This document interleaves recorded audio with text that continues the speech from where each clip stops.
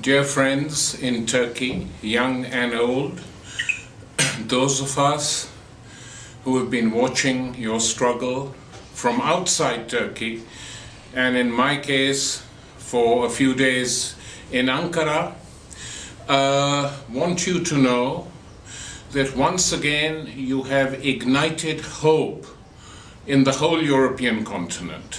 What you have done is extremely important, because what it demonstrates is that young Turks are just as capable of resisting oppression from authoritarian democratic governments as Greeks, as Spaniards, as Portuguese, as Italians, as everyone.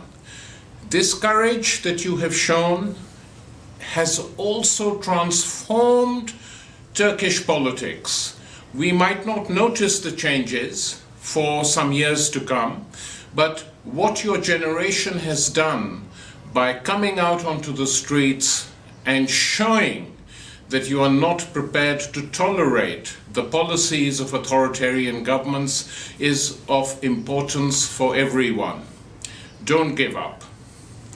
One more point I want to make to you, which might not be popular, but which I feel I should say.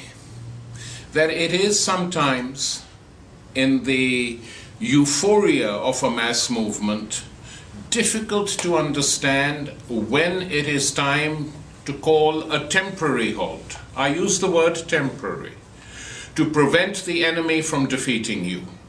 If the movement begins to die down and fewer people start coming, then I think that will be seen by some as a defeat.